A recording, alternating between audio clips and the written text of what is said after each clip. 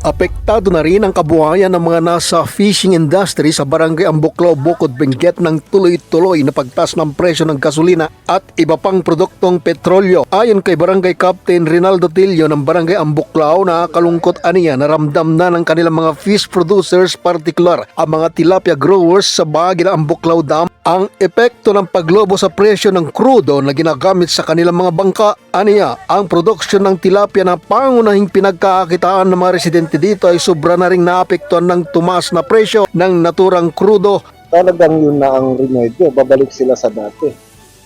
Mano-mano na. Yun naman ang talagang pinaka magandang remedyo na yan pag talagang tataas ang gasolina. Ayon pa kay Telio, pinagsisikapan nilang lalong mapalago ang kanilang tilapia livelihood program dahil malaking tulong niya ito sa mga residente ng barangay Ambuklao. Kaya nga, if you observe, we are very much concerned on the waste na pumupunta sa Ambuklao Dam, sa may reservoir, that we encourage residents from the upper Agno River na yung management nila ng waste talagang manage ng maganda para hindi mapiktuhan ang production ng tilapia dito sa Ambuklao Dam. Samantala, sa naging panayam naman kay Benguet Vice Governor Marie Rose Pongwan Quepes, nakatakdaan niya nilang idulog sa sangguniang panglalawigan na naturang problema ng mga tilapia growers at matalakay ang mga kaukulang aksyon o solusyon sa naturang suliranin. Siyempre, fear natin talagang lahat affected.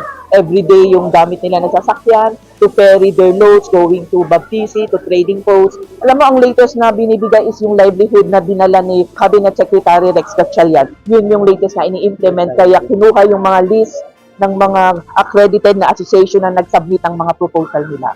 Strengthen yung programas on livelihood since, of course, lahat naman tayo, no? May pinapakain na family. Nagpahayag naman ng kagalakan ng mga residente at mga bisita na nakabahagi sa iba't ibang aktibidad tulad ng lungbanibangka o boat race, ethnic dance presentation at pagluluto ng mga nahuling tilapia sa Ambuklao Spillway na bahagi ng masayang selebrasyon ng tilapia activities sa naturang barangay. Natapos ang programa sa masayang bodle fight na pinangunahan ng LG officials, tourism sector, barangay officials at mga miyembro ng Bukod MPS. Mula sa lalawigan ng Benguet, kasama si Grace Espino, Fred Rulyuda para sa Mata ng Agila, Northern Luzon. Matatag, matapang, matapat.